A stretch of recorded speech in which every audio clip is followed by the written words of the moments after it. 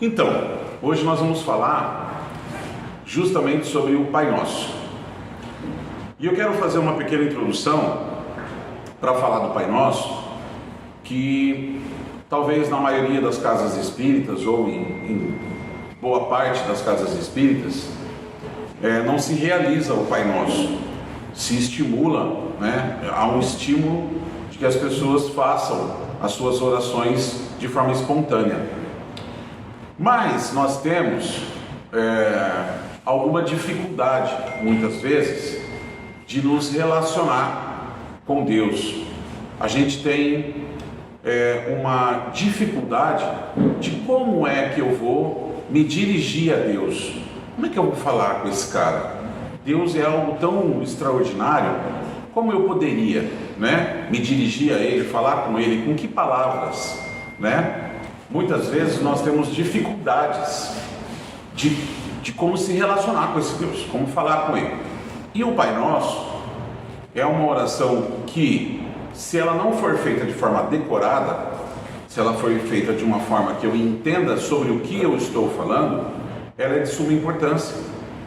Mas, muitas vezes nós não compreendemos muito bem o que é o Pai Nosso, do que é que Ele está falando. E eu vou fazer o bate-papo com vocês hoje no sentido de esclarecer isso. No final do nosso Evangelho, no Evangelho segundo o Espiritismo, lá no capítulo... Está de ponta cabeça aqui. Lá no capítulo 28, nós temos coletâneas de preces.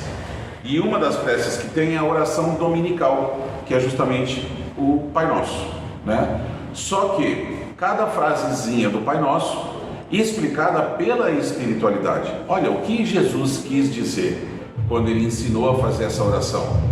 O que Jesus estava apresentando para nós?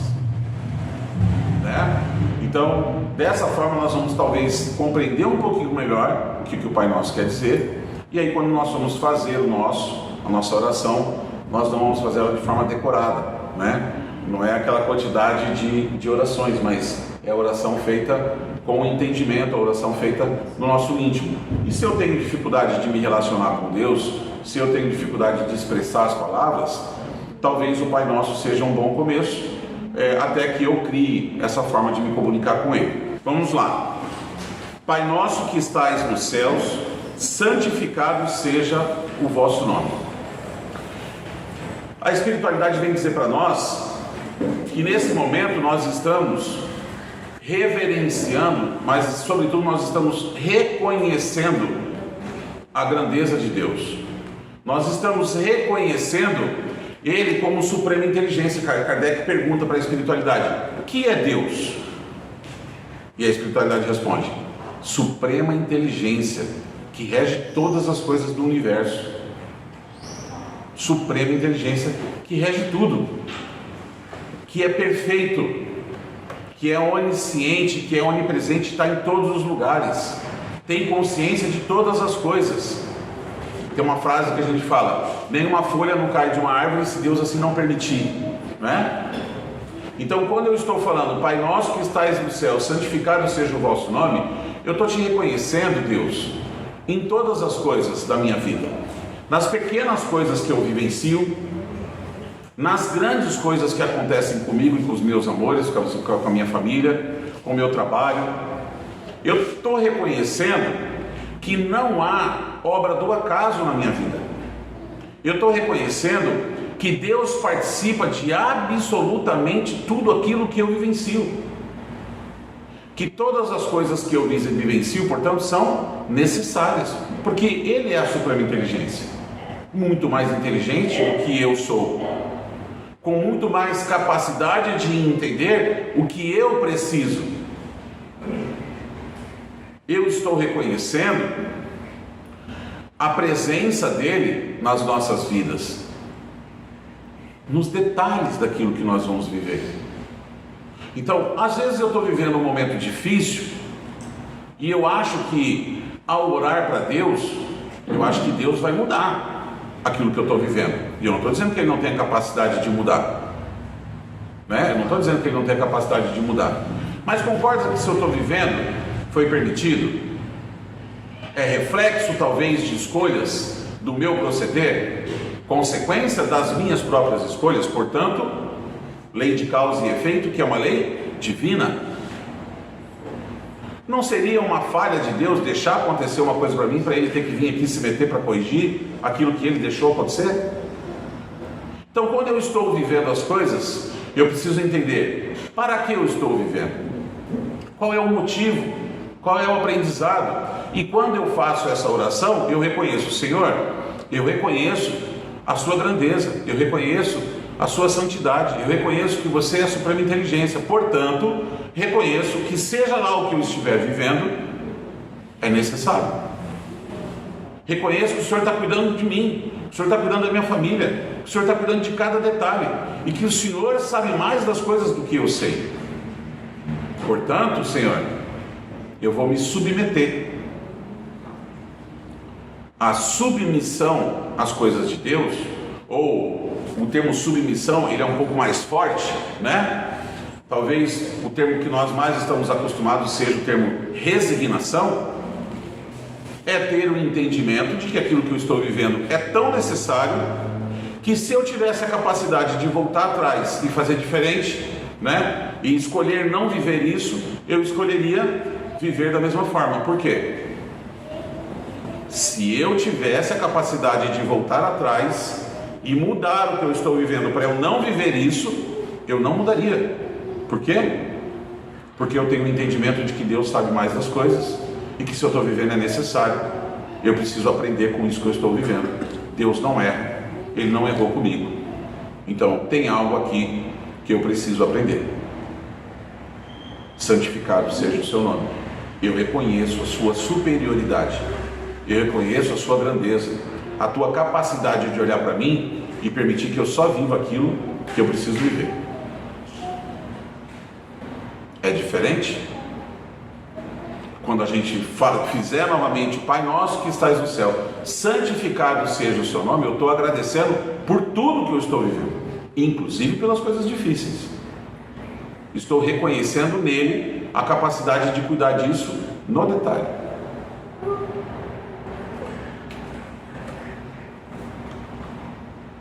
Venha a nós o vosso reino. Qual é o reino de Deus? Jesus veio falar para nós. O que é mais importante? Rei da onde ele era? Meu reino não é desse mundo. Você o diz, né, que sou rei, mas eu posso te dizer que, se aqui eu fosse rei, o meu povo teria feito a intervenção para que eu não passasse por tudo que eu estou passando. Mas eu não sou rei daqui, meu reino não é desse mundo. Qual é o reino de Deus? O que ele está falando para nós? Ele está falando da preciosidade do Espírito. Ele está falando do reino de Deus. E está falando para nós assim: venha a nós o vosso reino. Que a gente deixe de ter uma visão estritamente materialista e que a gente passe a enxergar o mundo e a consequência de todas as coisas do mundo como espiritual. Tudo é espiritual, porque o Espírito é que carrega as marcas, a chancela, a gravação de tudo aquilo que eu faço, que eu vivo, que eu escolho. E um dia esse corpo vai deixar de existir, mas todas as minhas experiências jamais deixarão de existir. E essas experiências me alcançarão no meu futuro, através de uma lei que é de causa e efeito, através de uma lei divina que é imutável e que não é negociável para absolutamente ninguém. Ricardo, mas a maior sumidade religiosa do planeta não é negociável? Não. Para todo mundo a regra e a lei é a mesma. Então, quando eu estou falando venha a nós o vosso reino, eu estou dizendo assim: eu preciso entender que eu sou um espírito, eu preciso entender que esse reino que realmente importa é o do reino do espírito, da continuidade da vida após essa vida, e que lá não existe o faz de conta, e que lá eu não tenho como me passar por alguém que eu não sou. Lá eu não tenho como dizer que eu estou sentindo algo de bom por você se eu estou sentindo uma raiva de você, e vice-versa. No mundo espiritual, no mundo de Deus, no reino de Deus, imperam as suas leis. E quantas vezes nós aqui queremos negociar com as leis de Deus? A primeira delas, a lei de causa e efeito. Eu passo uma vida fazendo coisas que eu não deveria, e quando o efeito, a consequência das minhas escolhas me alcançam, o que eu faço? Ai, Senhor, arruma a minha vida, Senhor, pelo amor de Deus, eu não quero passar por tudo isso que eu estou passando. Ele deve pensar, mas como não quer, meu filho? Como não quer, minha filha? Você escolheu, você plantou, você está colhendo. E aí eu quero uma intervenção divina. Quero que Deus pare o mundo, pare de se preocupar com... Deve estar desocupado agora, né? Deve estar sem fazer nada lá. Ó, Senhor, Deus, vem aqui. Para o que você está fazendo e vem cuidar de mim, né? Porque eu não quero viver a consequência do dedo na tomada que eu pus. Pus o dedo na tomada, tomei o choque e não quero tomar choque. Quero continuar pondo o dedo na tomada, isso que é pior. Eu não quero parar de pôr o dedo na tomada. Eu quero continuar colocando o meu dedo na tomada. E não quero tomar o choque. Eu estou tentando negociar com algo que é inegociável. Mas, Ricardo, eu não acredito nisso. Não tem problema, vale para você também. Ah, mas eu acredito nisso. Não tem problema, vale para você também. Entende? É uma lei universal. Então, é parar de tentar negociar com as leis divinas. É olhar e saber que esse reino impera, mesmo aqui no mundo material. Não tem como a gente fugir disso. A pergunta é, talvez, né? A pergunta seja: e quanto tempo eu estou olhando na minha vida para o reino de Deus? Quanto isso é motivo de dedicação, né? Como que eu estou olhando para isso? Ou será que eu só estou vivendo esse reino aqui e estou esquecendo do reino de Deus? Venha a nós o vosso reino. Vai vir. A doutrina espírita vem explicar para nós da evolução dos mundos. Vem explicar para nós que nós estamos num processo de evolução e em algum momento nós vamos nos depurando através desse processo divino e pedagógico de falha e acerto, dessa didática divina de liberar o livre-arbítrio para todos nós e dizer: faça as suas escolhas, escolhe o que você quiser, mas atente para as consequências.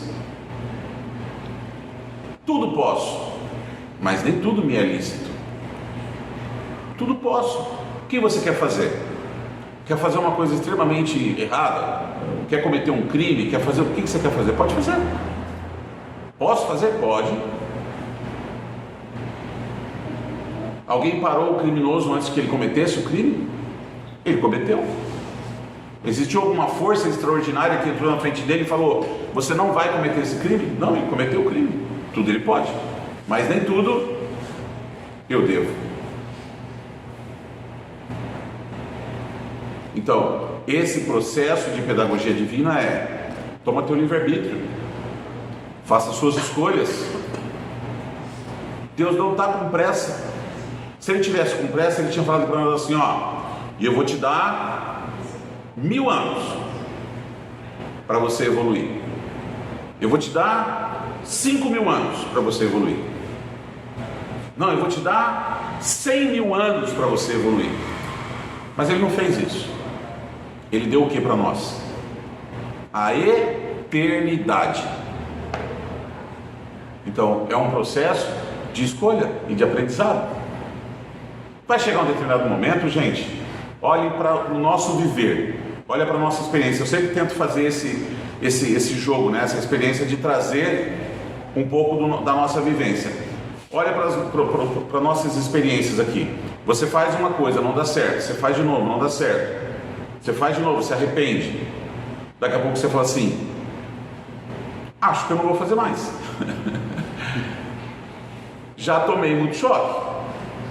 Olha, quem aqui quando era criança colocou o dedo na tomada e tomou um choque? Aprendeu? Foi lá ver se dava mesmo na segunda vez? Se foi uma impressão sua? Quem tomou um choque sabe do que eu estou falando. Dá uma raiva, dá um nervoso, né? Não vai pôr de novo o dedo na tomada. Esse é o processo. Nós vamos cometer falhas, cada um no seu tempo, cada um no seu aprendizado, e nós vamos aprender. E por livre e espontânea vontade, nós escolheremos não falhar mais. A hora que a gente cansar de tomar choque, a gente começa a tomar decisões diferentes, que têm consequências melhores. Isso é o que? É o nosso processo de evolução.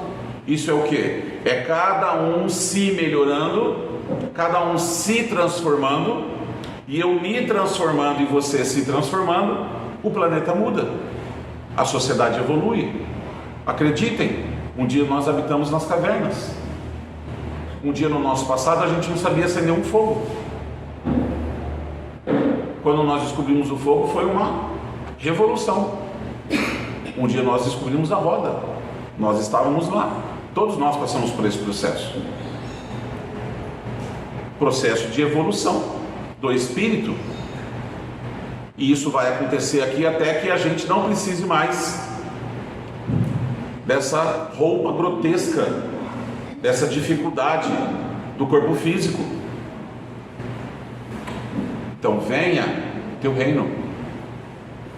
Ele virá. E veja que Jesus fala assim: o meu reino ainda não é aqui, pois um dia será. Não no contexto e no conceito de que ele vai voltar e vai estabelecer seu reino na terra, mas no conceito de que todos nós vamos evoluir e que todos nós teremos uma condição espiritual de entendimento, uma condição moral, que é o que determina a evolução do espírito, muito diferente da que nós temos hoje. E aí sim, o reino estará estabelecido aqui na terra.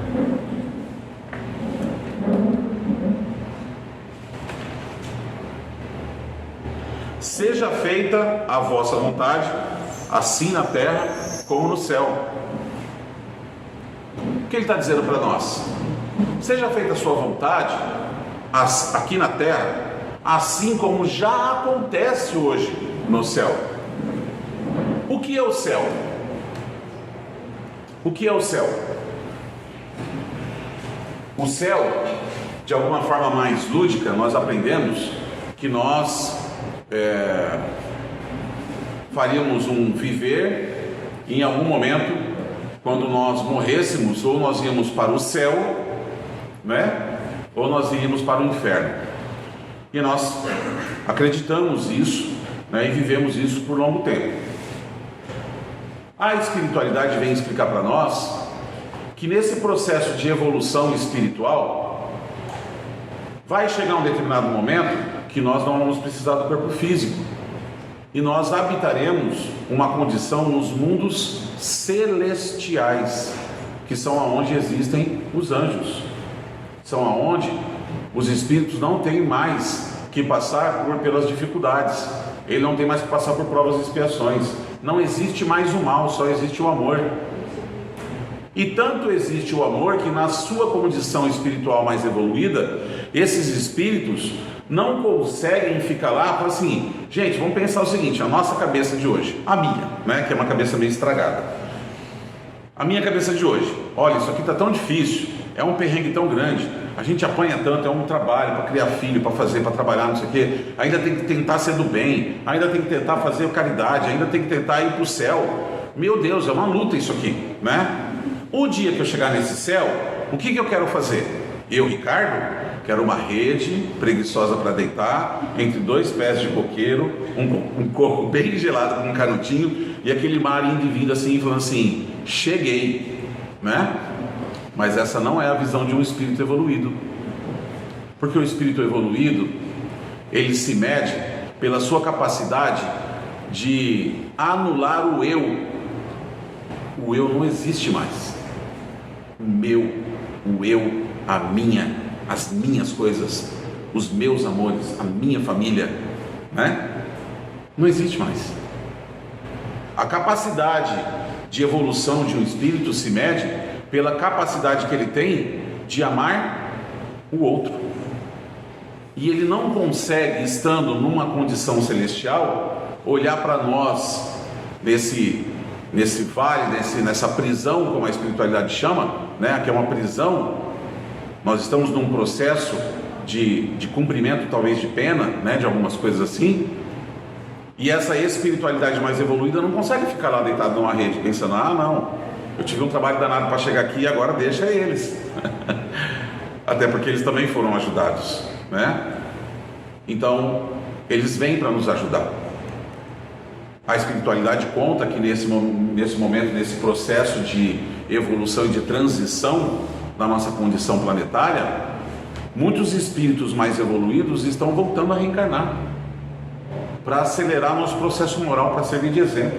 Quantos espíritos, quantas pessoas, lógico, alguns famosos, né? Mas quantos anônimos, quantas pessoas anônimas, pessoas que você convive e você tem relação com elas e você percebe aquela pessoa mais evoluída. No livro Transição Planetária, Divaldo conta o exemplo, né, de um espírito que está reencarnando, de um espírito muito à frente, um espírito mais evoluído, que está voltando para reencarnar aqui na Terra, e ele vai nascer. Quando a gente pensa assim, né, pelo menos o meu pensamento era, nossa, mas esse espírito, né, que é um espírito mais evoluído, ele vai nascer, ele tem que ser tipo o presidente dos Estados Unidos. Tem que ser alguém que vai chegar aqui e vai falar, não, agora vocês vão ser do bem. Só que acontece que o processo divino não é esse. E esse espírito nasce de um casal que mora numa favela, que ao receber ele como criança, precisava colocar ele dentro de um cesto e tampar e colocar num lugar alto para a ratazana não atacar. E é na favela, é lá na comunidade, com toda a dificuldade de droga, de tudo mais, que esse espírito vai ser exemplo de bem, de amor. E é esse exemplo que nós precisamos. Porque o amor, né, essa evolução moral, ela não é decretada por ninguém. Nós estamos vivendo um processo agora, né, de eleição no país e tudo mais. E vamos passar isso por muito tempo, né, por várias e várias eleições. E a gente fica olhando e pensando que vai ter alguém que vai resolver. Quem vai resolver é a sociedade. Quem vai resolver vão ser as pessoas que vão se interessar pelo outro, vão cuidar do outro, vão ter, sabe, o amor pelo próximo. É isso que transforma. Nós seremos uma nação melhor quando todos nós resolvermos ser honestos. Não quando alguém for lá e for escolhido e seja quem for, porque ninguém tem essa capacidade de transformar um país inteiro num país honesto. A única pessoa que tem capacidade de transformar esse país num país melhor sou eu e é você, sendo melhor. Opa, se eu for melhor, se eu for honesto, e cada um de nós fizer assim, nós já transformaremos essa comunidade numa comunidade melhor. Entende? Então, nós precisamos ter essa compreensão que nos mundos celestiais eles já passaram por todo esse processo, chegaram numa condição evolutiva, e aí sim, esse céu, porque seja feita a sua vontade aqui na terra, como já acontece no céu, como já acontece nos mundos celestiais, onde os espíritos já compreenderam, os espíritos já aprenderam, passaram por todas as escolhas difíceis que nós fizemos e entenderam Deus, entenderam a dinâmica da lei divina, da lei do amor, pararam de brigar com o amor, pararam de colocar na frente a sua vaidade, o seu orgulho, os seus interesses em detrimento do próximo. Como eu posso ser feliz fazendo um negócio que para mim foi extraordinário e para o meu irmão foi péssimo? Eu posso ser feliz assim? Tem gente que é, mas isso não está certo.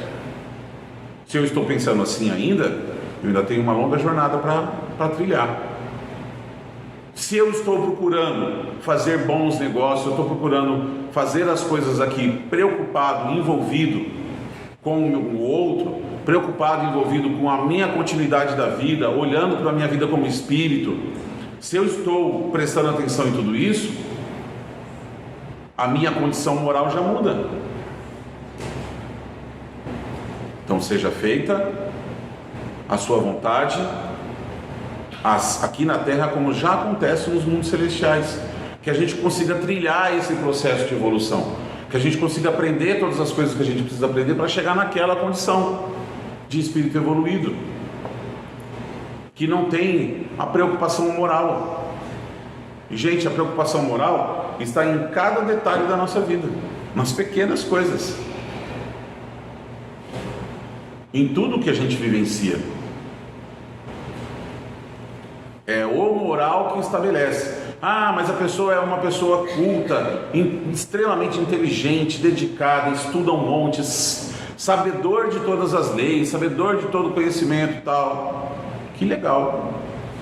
Pode ser que ela seja uma pessoa vaidosa, em ter o conhecimento e se sentir superior ao outro porque sabe mais. E isso mostra que ele não é evoluído moralmente. Ele é mais inteligente, se dedicou para isso. Mas, Ricardo, inteligência não pressupõe evolução moral? Não, tem um monte de gente super inteligente, super culto, com um monte de conhecimento, que usa o conhecimento para enganar os outros. Evolução moral se mede através do amor ao próximo. Quanto eu me preocupo com o outro, as coisas que eu faço certo, as coisas que eu faço errado. E tem coisa que é errado, mas todo mundo faz. E a gente chancela dizendo que é certo. E não é. Porque o que é certo mesmo que ninguém esteja fazendo.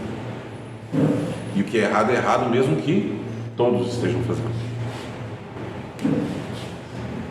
Um exemplo, olha para o nosso país. A gente está olhando lá para o alto e dizendo, mas como? Como fulano, ciclano e beltrano? Olha para nós. Olha para a declaração de imposto de renda. Olha para o teu funcionário registrado, metade por dentro, metade por fora. Olha para... Eu dou um exemplo, né? Que eu falo assim, você vê um anúncio num site. O cara foi colocar o preço do notebook R$3.000 e esqueceu de pôr os zeros. E anunciou por R$3. O que você faz? Compra tantos quantos passarem no teu cartão de crédito? Ou liga para a empresa e fala assim, escuta, eu acho que vocês anunciaram errado, o cara que digitou e deve ter colocado errado, corrige o preço lá, porque senão vocês vão tomar um prejuízo. E aí? Eu vendi a minha alma por R$2.997. Esse é o preço que eu custo. Esse é o que eu valho. Entende? É isso. O que é certo. E é simples como isso. E às vezes não vai tão longe. Eu dou o exemplo da gôndola do mercado, né? Eu falo, a gente muitas vezes está no mercado. Quem é que sabe que esse produto aqui custa 17, né? E que de repente vê ele num preço menor? O cara que sempre compra, que já sabe que o preço é 17. Porque se é um produto que eu nunca comprei, eu não sei nem quanto que é. É caro ou é barato? Não sei, eu nunca comprei. Nunca prestei atenção no preço dele. Ah, tá R$10. Isso é caro ou barato? Não sei, nunca comprei. Agora, se eu compro sempre, eu sei que custa 17. E aí eu fui lá e olhei e vi que estava 11. E a hora de eu passar no caixa, passou 17. E eu chamo o gerente do mercado. Porque eu quero brigar, porque eu quero que passe por 11. Nesse caso, meu espírito, né? A minha evolução moral custa R$6. Por quê? Mas Ricardo, tá o preço lá, não é o certo? Pode ser, se você acha que sim, tá tudo certo. Eu não vou discutir. O que é certo é certo. O que é errado é errado. E pronto. Não tem negociação. A sua moral não tem negociação. Entende? Então, isso é entender as leis divinas. Isso é escolher viver de um jeito diferente, assim na terra, como já acontece lá no alto.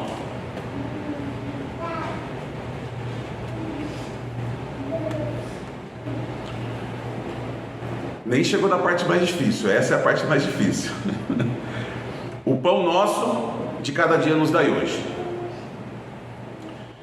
E aqui é difícil por quê? Porque existe dois alimentos. Existe o alimento material e existe o alimento espiritual. Jesus fazendo essa prece, ensinando para nós, vocês acham que ele coloca mais emoção, coloca mais importância no pão nosso, que é o pão de cada dia, a comida sobre a mesa? Ou será que ele está falando do alimento do Espírito? A gente, quando faz essa oração, pensa que é o seguinte, que a gente está falando para Deus assim: ah, Senhor, então, mantém meu emprego bom, meu salarinho top, se der para dar uma aumentadinha, subir de cargo, né? Dar uma ajeitada aí, mas me mantém empregado, ganhando meu dinheirinho e podendo alimentar minha família. E o Evangelho vai dizer para nós assim, então, nesse momento nós estamos pedindo para o Senhor assim, se possível, se for da minha condição, se eu merecer, porque tudo é mérito, se eu merecer, se é o que eu tenho que viver, ter uma condição de estar empregado, alimentar meus filhos e tudo mais, ok, eu te agradeço por isso, mas, e esse mais, ferra com tudo. Mas, Senhor, se for mais importante que o alimento do meu espírito seja a prioridade, se eu tiver que, para aprender e alimentar o meu espírito, passar pelo que eu tiver que passar por aqui, inclusive pela fome, pela necessidade, pela dificuldade, seja ela qual for, que seja feita a sua vontade, porque você tem condições de saber melhor do que eu o que eu preciso viver.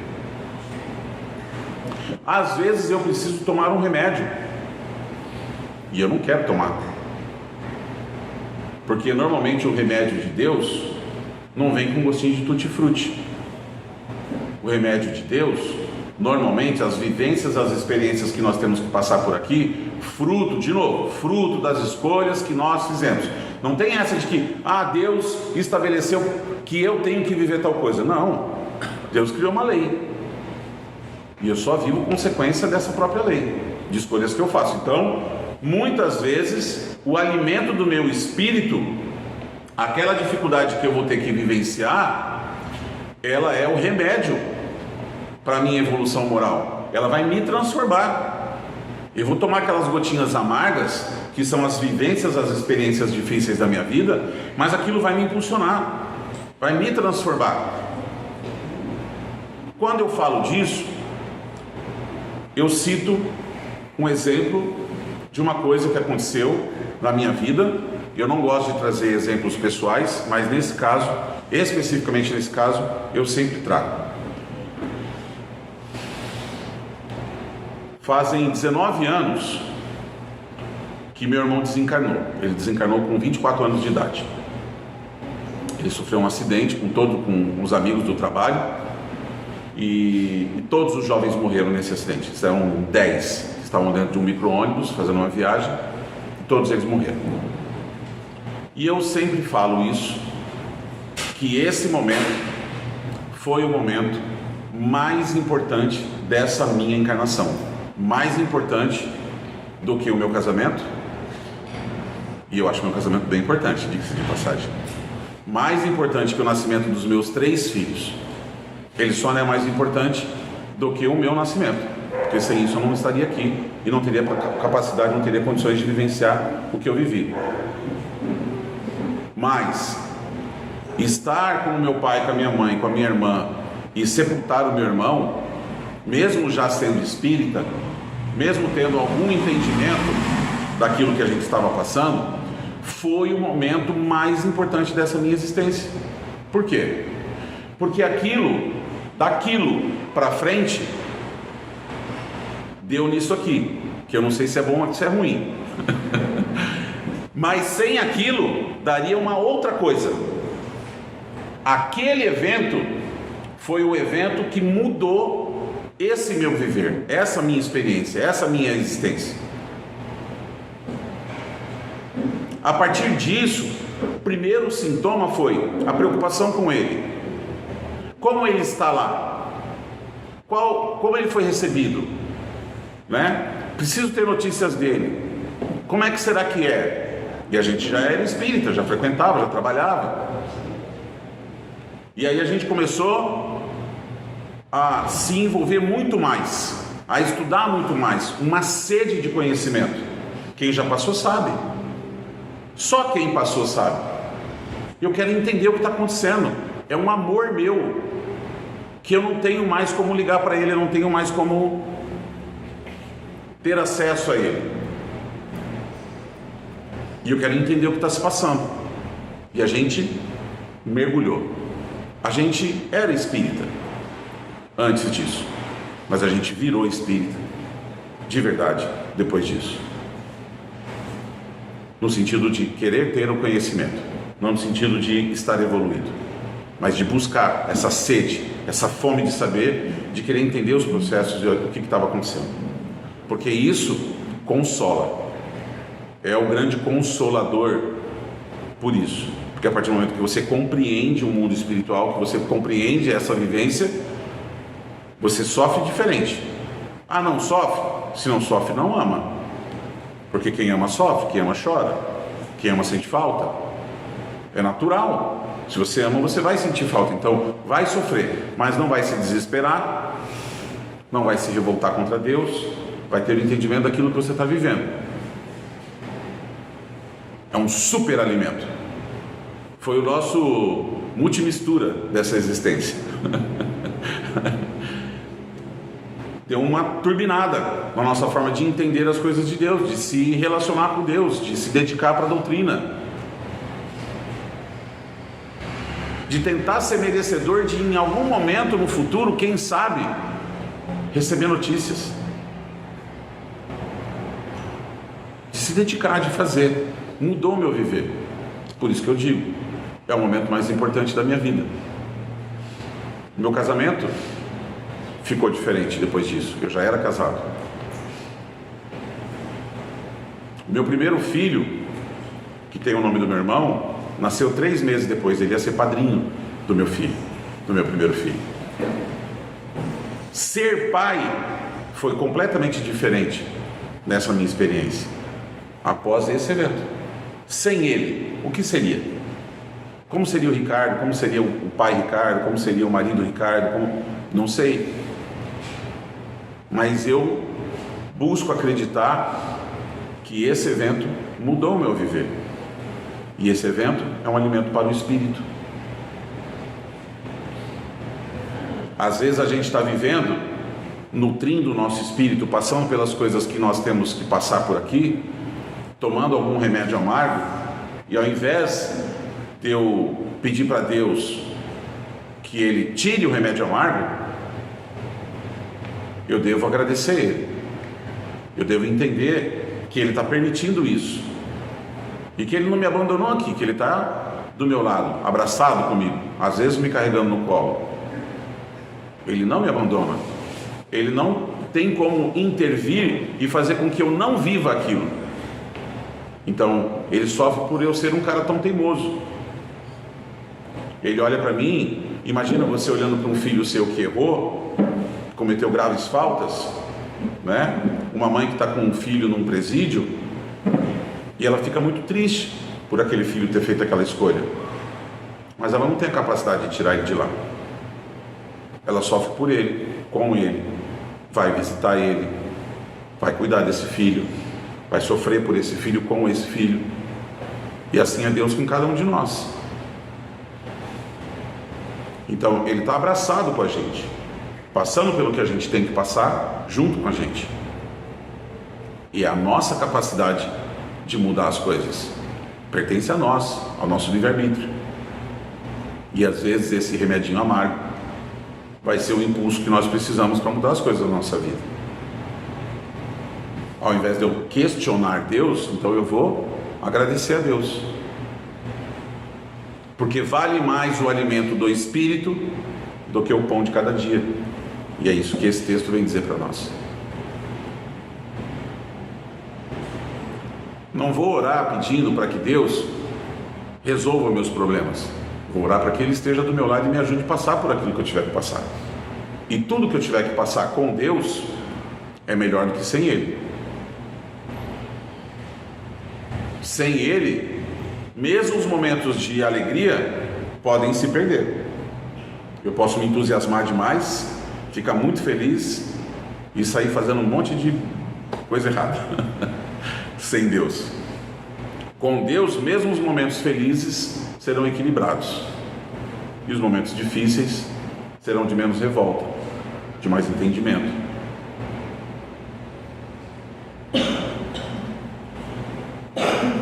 Perdoa as nossas ofensas, assim como nós perdoamos a quem nos tem ofendido. E esse assim como nós perdoamos a quem nos tem ofendido é na medida em que me perdoa, Senhor, me julgue pela mesma força que eu julgo os outros. Olhe para mim com a mesma severidade que eu olho para as outras pessoas.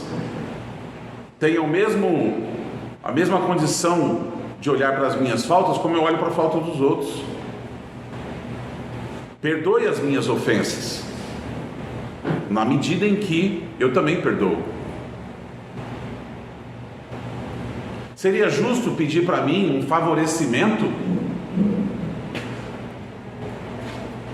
Seria justo a gente pedir isso? E eu não sei se vocês já perceberam, toda vez que a gente fala isso, a gente sempre se coloca na posição de quem tem que perdoar, né?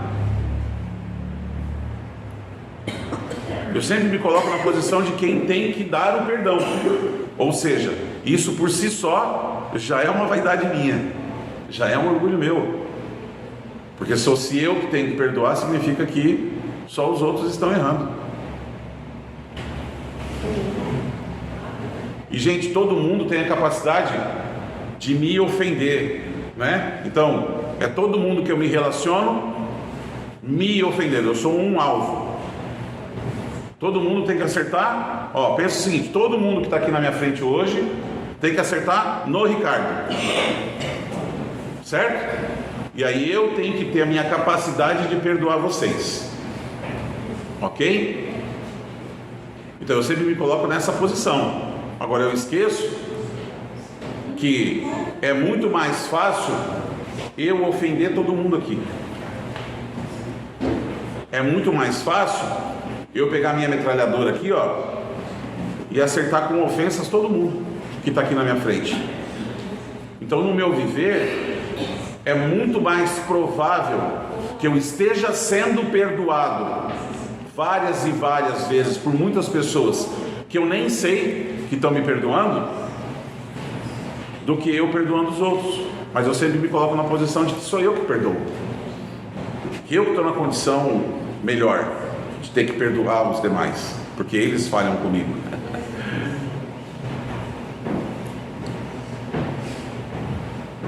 Quando nós estamos pedindo perdão para Deus, a gente precisa entender uma outra dinâmica, que é a seguinte, né? Perdoa as nossas ofensas, assim como nós perdoamos a quem nos tem ofendido. Você acha que um ser que é a suprema inteligência do universo, que rege todas as coisas, que é onisciente, sabe tudo, não tem o desconhecido, sabe tudo que já aconteceu, tudo que está acontecendo e tudo que vai acontecer, onisciente, onipresente, não tem nada, não existe o acaso, nada foge do seu controle, ok? Você acha que esse cara não sabe? Olha, eu chamando Deus de cara. Você acha que esse cara não sabe da minha imperfeição? Eu sou filho dele, ele me criou, ele me deu, como eu disse, o livre-arbítrio e falou assim: filho, ó, toma suas decisões aí, só que depois você tem as suas consequências, mas vai lá, aprende, faz do seu jeito, né? Se você precisar depois de apoio, o pai está aqui para estar abraçado com você, para passar pelo que você tiver que passar, mas não vou te resolver os teus problemas, não vou pagar tuas contas, mas eu vou estar aqui para te cuidar, beleza? Faz o teu processo. Aí eu vou lá e falho. Vamos lá, ele me fez simples e ignorante, me deu o livre-arbítrio e falou: aprende fazendo, acertando e errando, e evolui dessa forma. Aí eu fui lá e errei. Vamos fazer uma comparação? Pega um bebê, nenenzinho, começou a engatinhar. Daí o nenenzinho, quando ele começa a engatinhar, que ele vai começar a andar, ele vai engatinhando, e ele chega e apoia no sofá assim, e ele vai juntar com as mãozinhas e vai ficar de pé, vai se firmar. As perninhas vai firmar, vai cair de bumbum, vai firmar, vai cair de bumbum, até que ele consegue ficar com as pernas firmes. Beleza, aprendeu a ficar com a perna firme. Aí um dia ele toma coragem, ele solta do sofá e ele vai tentar dar uns passinhos. E a hora que ele dá o primeiro passinho, que ele vai dar o segundo, que o sofá já não está mais no alcance, a perna dá aquela tremidinha, ele cai de bumbum, não conseguiu caminhar. Lógico que nós, pais, vamos chegar nessa criança e vamos gritar com elas, vamos agredir elas e vamos colocar essa criança que está aprendendo a caminhar e que não conseguiu caminhar no fogo do inferno. Certo? Parece razoável para vocês? Parece? Quem é essa criança que está tentando engatinhar? Compara a nossa condição com a condição divina. Ele deu o livre-arbítrio e falou: vai, tenta fazer, aprende com seus erros e acertos. E aí a hora que eu tento fazer, eu falho na primeira, ele me manda para o fogo do inferno pela eternidade. Esse cara tem algum complexo, ele precisa tratar alguma coisa. Deus não é esse cara. Então, você acha que ele vai se ofender comigo? Eu estou ofendido com você. Mas como você pode se ofender comigo? Se você me fez imperfeito, simples, ignorante, me deu a condição de poder falhar e de acertar e de aprender dessa forma, e aí quando eu falho, você se ofende comigo? Pouco provável. Pouco provável. Então, a gente às vezes acha que existe esse perdão dos pecados. Alguém para perdoar tem que se sentir ofendido, tem que sentir que tem algo de errado. E Deus não tem essa necessidade de dar o perdão para nós. Nós é que precisamos colocar a casa em ordem. Nós é que precisamos arrumar a bagunça. Então nós fomos lá e bagunçamos tudo. E Deus falou: filho, bagunçou aí, né? Daquele friozinho no estômago, né? Aí o pai chegou. Sabe quando o pai chega? As crianças mais arteiras aí na sua infância e na sua adolescência. Sabe quando você ouvia o passo do pai chegando, ou a voz do pai conversando no corredor? O pai está chegando. Minha Nossa Senhora. Era uma correria danada, né? Então, filho, ó, você fez uma bagunça aí. Você vai precisar arrumar essa bagunça.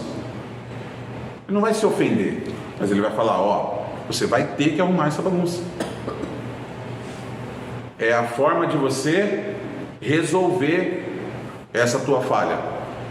É tentando de novo. Não adianta pegar esse espírito e mandar ele para o fogo do inferno pela eternidade. O que ele vai aprender lá no fogo do inferno? Nada. Então eu vou lá, vou pegar esse bebê, vou colocar de novo no sofá, vou sentar na frente dele e vou falar assim: vem com o papai. Não é? Assim que a gente faz. E ele cai. Aí eu vou lá e coloco de novo, apoio no sofá e vem e falo: vem com o papai. E assim ele vai. Ele dá o primeiro passo, dá o segundo, daqui a pouco ele está caminhando, daqui a pouco ele vai embora de casa. E a gente fica rezando para voltar, para não ir, para ficar. O processo é esse, gente. Então Deus não tem que perdoar as nossas ofensas.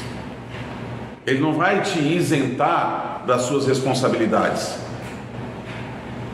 Tudo aquilo que você fizer, você vai ter que voltar e vai ter que colocar a casa em ordem.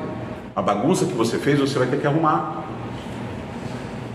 A roupa que você deixou suja lá em cima da cama, jogada no chão, a toalha molhada no chão, o calçado virado, você vai ter que ir lá no teu quarto, vai ter que arrumar teu quarto. Vai ter que voltar a existir, vai ter que reencarnar, vai ter que voltar para a vida e vai ter que colocar a casa em ordem.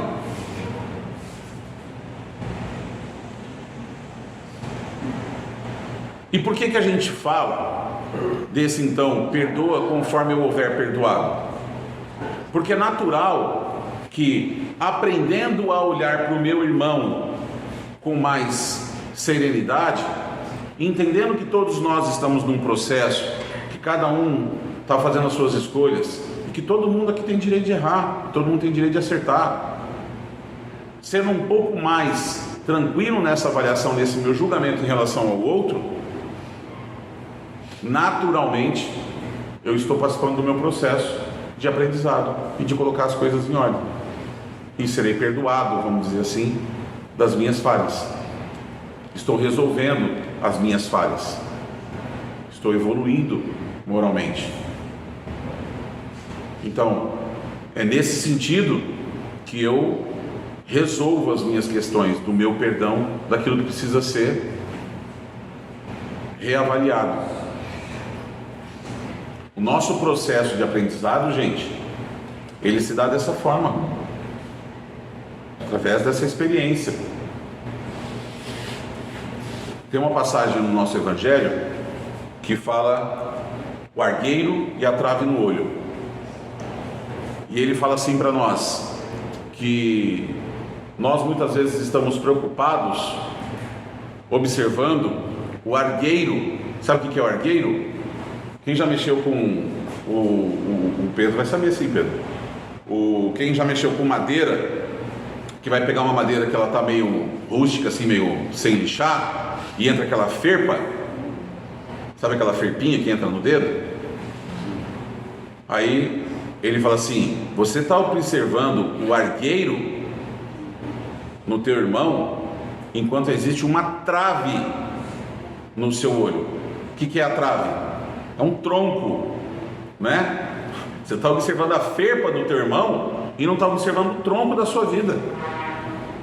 Você está sendo julgador em relação ao que o outro está fazendo, sendo que ele não tem o seu viver, a sua experiência, o seu conhecimento, e você quer medir ele pela sua régua, e você não consegue se avaliar, olhar no espelho e falar assim, escuta, mas o que eu tenho que fazer para o Ricardo ser melhor? Quais são as coisas que eu tenho que corrigir em mim? E ele faz esse convite, que a gente pare de olhar para o cisco, que a gente pare de olhar para o cisco no outro, e que a gente observe a trave que está na gente, o tronco que a gente precisa resolver, que são os nossos problemas, e é para eles que a gente tem que olhar, né? Vamos finalizar aqui.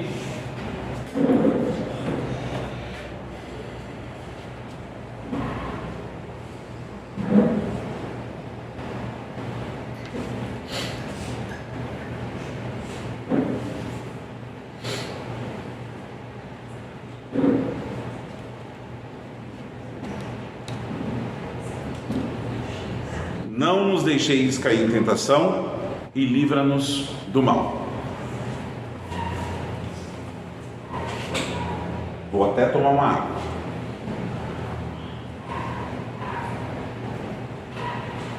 Não nos deixei cair em tentação. O que é a tentação? O que é tentação, gente? Vamos definir isso primeiro. O que é tentação? O que me tenta? Alguma coisa que eu não quero me tenta? Se aquela pessoa tem tanta coisa e eu não tenho nada. Mas o que me tenta é aquilo que eu almejo, aquilo que eu quero, né? Se eu tenho um problema com mulheres, a minha tentação é mulher.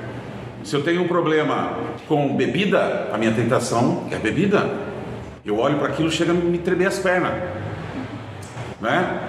O que me tenta? Aquilo que está impregnado em mim.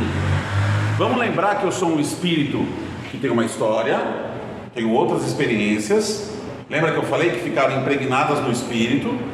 Morri, nasci, aquilo ficou impregnado no espírito. Quando eu volto para o corpo físico, existem as minhas tendências, está impregnado em mim. Até os 7 anos de idade, o espírito pode ser alimentado com um monte de coisas boas, porque a partir dos 7 anos de idade, as tendências do espírito, aquilo que existe, né, da consciência dele, do ser dele, do passado, vai começar a vir à tona.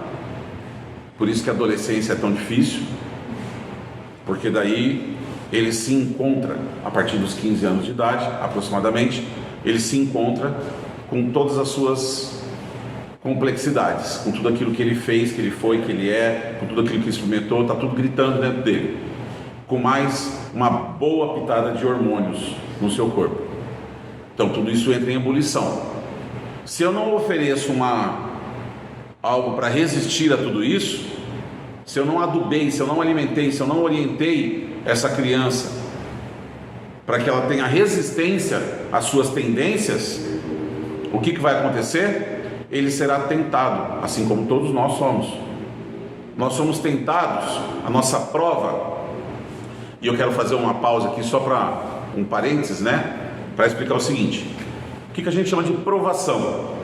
Olha, provação, eu sou um cara que tem uma questão difícil com a bebida, com o cigarro, com a comida, com o sexo desregrado, com a promiscuidade, enfim. Eu tenho um problema em relação a isso que eu vim para resolver. Eu vim aqui para resolver isso.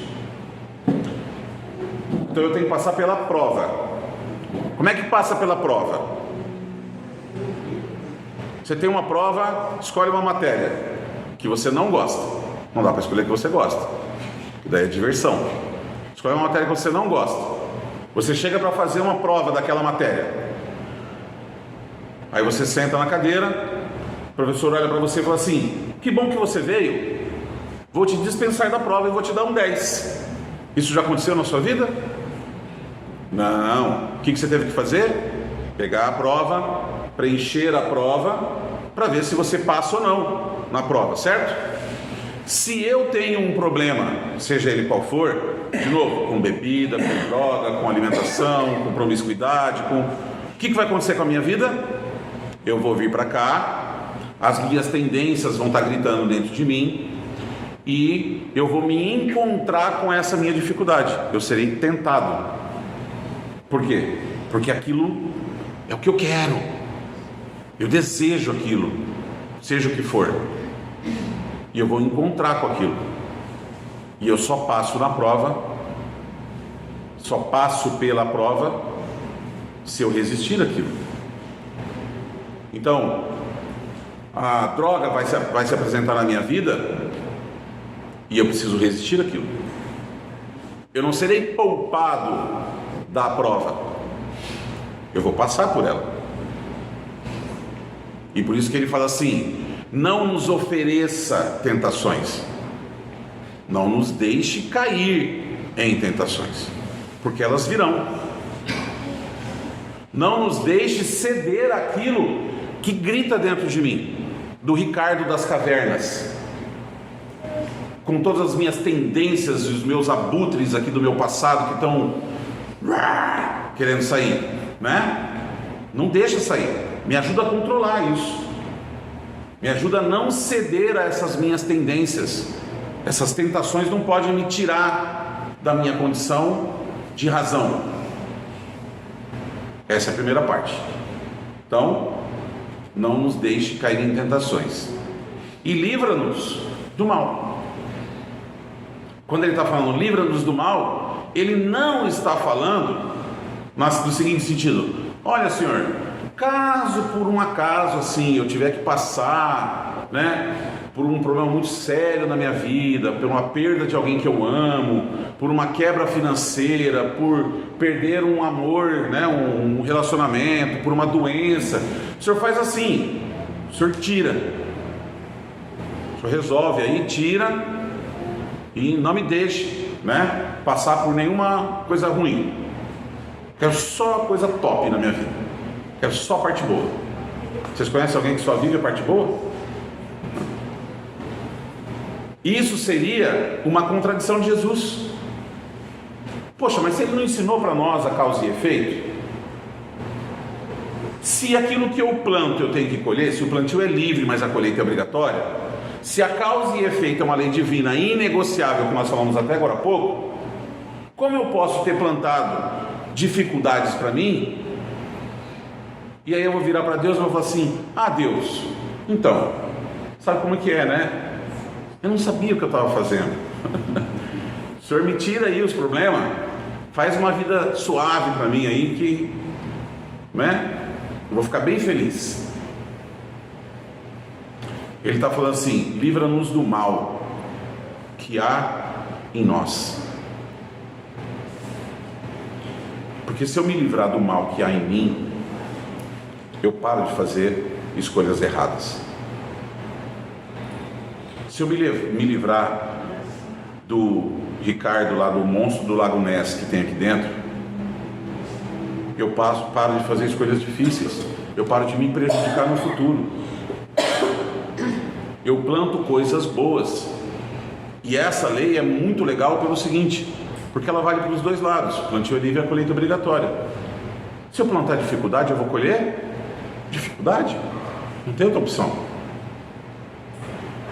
Seria uma falha de Deus. Mas se eu planto coisas boas, olha só, eu tenho que colher coisas boas. Olha que coisa boa. Então, livra-nos do mal que há em nós.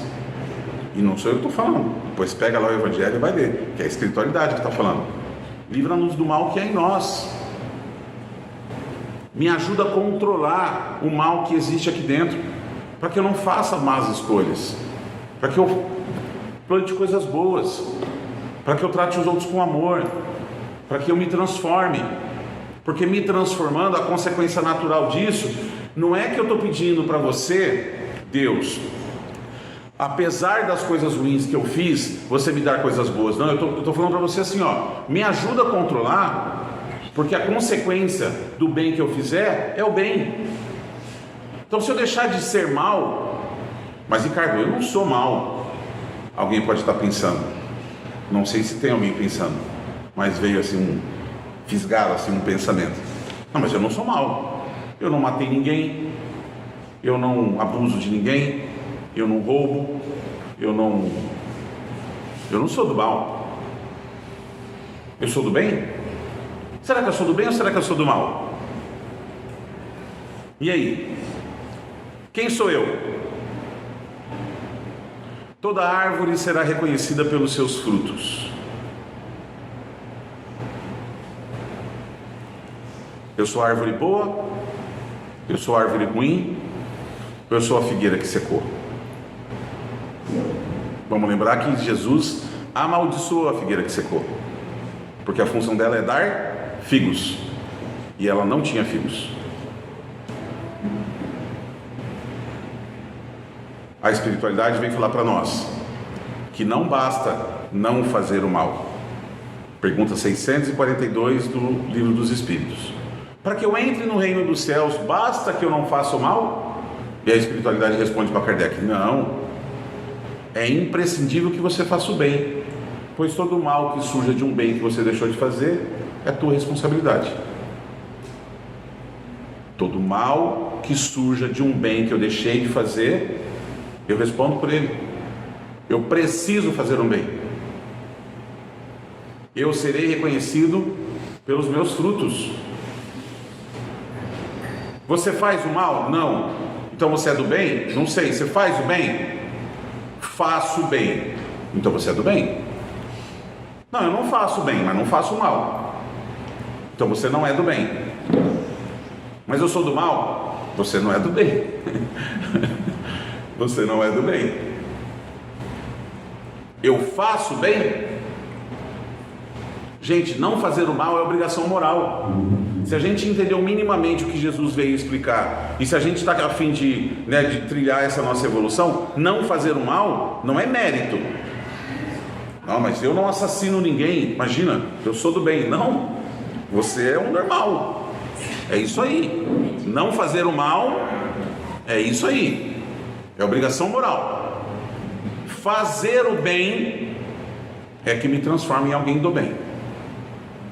Quando nós chegarmos lá, no plano espiritual, nós seremos medidos pelo cesto de frutos.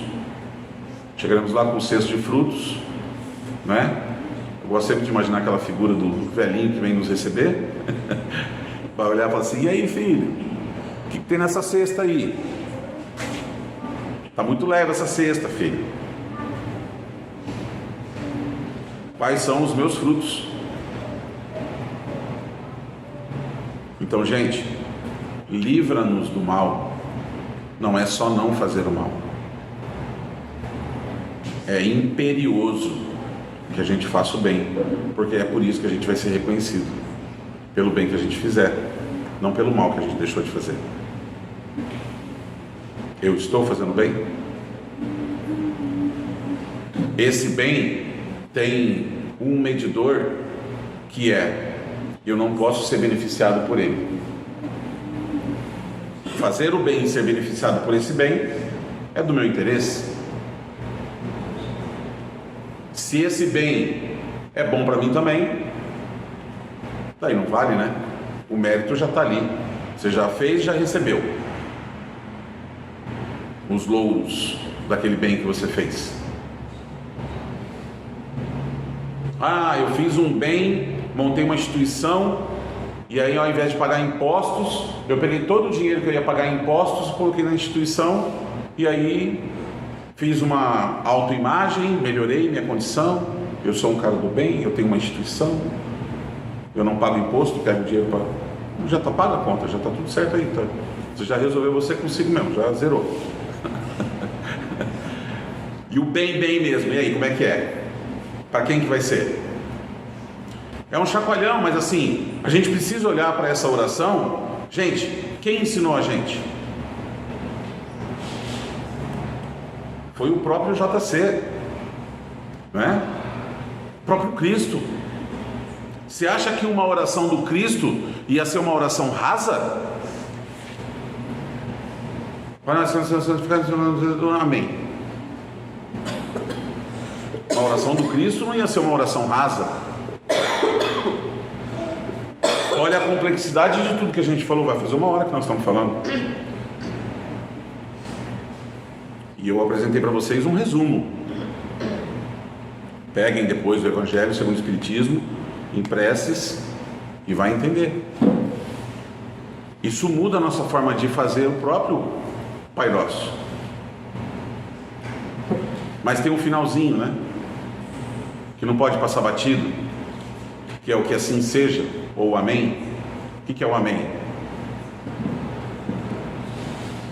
Apesar de tudo que nós falamos aqui, apesar de qualquer coisa que eu tenha entendido ou não tenha entendido, apesar de toda a minha capacidade ou da minha falta de capacidade de compreender, eu aceito tudo o que o Senhor fizer.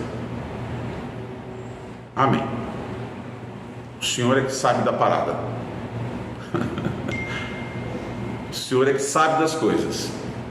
Então eu acato a tudo que o Senhor colocar na minha vida. Amém. Que assim seja. E aí? Não é simples. Não é simples. Mas concorda que é diferente do que a gente tem feito? É diferente pensar nessa oração, nos detalhes, na espiritualidade, dizendo: olha, foi isso que o Cristo quis dizer quando ele falou isso aqui. É diferente. Mais uma vez, ela serve de inspiração, ela serve como uma forma de fazer. Não precisa ser só desse jeito, mas não precisa não ser desse jeito. Existe, por parte de muitas pessoas, uma questão de que a oração ela precisa ser feita de forma espontânea. Nem todo mundo tem essa espontaneidade. Nem todo mundo tem essa facilidade de se comunicar, de falar, Tem gente que tem vergonha de falar com Deus. Tem gente que tem receio. Tem gente que não se acha merecedor. Como assim, eu? Com Deus? Não. É Deus, Ricardo. Como assim que eu vou falar com Deus? Não. Tem gente que acha que falar com Deus é complicado, que precisa se arrumar, que precisa estar de joelho. Eu vou orar, estou deitado na cama e esqueci de fazer minha oração. Ai meu Deus, tem que sentar. Deus está vendo que você está falando. Ai meu Deus, tem que sentar para falar com o Senhor. Fica deitadinho e de coração fala com Ele, porque Ele não está preocupado se você está deitado, sentado, de joelho. Isso não importa. O que importa? O teu íntimo. O que você está sentindo ao falar com Deus é a única coisa que importa. Que você seja honesto. Mas que palavras eu uso? Usa as suas. Ou não usa nenhuma. Na falta de palavras, tem uma coisa que eu sempre trago da Madre Teresa, que perguntaram para a Madre Teresa, né? Ô Madre, nas suas orações, o que você pede para Deus? O que a senhora fala com Ele? O que a senhora conversa com Ele? Eu? Com Deus? Não, eu não falo nada não. Eu só escuto. E o que Deus fala para a senhora? Não, Ele não fala nada não, Ele só escuta também. A relação é tão íntima, é tão próxima. Você tem pessoas íntimas, próximas na sua vida, que você não precisa falar, que você conhece, que você sabe o que a pessoa está sentindo, e a pessoa sabe o que você está sentindo. A relação é tão próxima, tão íntima, que não precisa falar. Fica só escutando Deus, Deus fica só escutando ela, e está tudo certo. Mas nós não somos uma Madre Teresa. Então, às vezes, na falta das palavras, faça o Pai Nosso, mas não decorado. Faz ele pensado. Cada frasezinha, pensa, examina o que você está falando, reconhece, né, essa oração que Jesus vem ensinar para nós. Em alguns momentos, dentro dos trabalhos, dentro daquilo que acontece dentro da casa espírita, quando a coisa aperta, a gente recorre ao Pai Nosso, e ele traz uma força, ele traz um impacto positivo, de amorosidade, de energia, de cuidado. Muitas vezes equilibra o trabalho. É a oração que o Cristo veio ensinar. Não podia ser rasa. A gente possa olhar para esse Pai Nosso com mais cuidado, olhando para cada frase, conversando com Deus, estabelecendo essa conexão com Ele, para que a gente possa ter uma relação íntima ao ponto de chegar um dia e só escutar Ele e Ele só escutar a gente. Amém? Amém.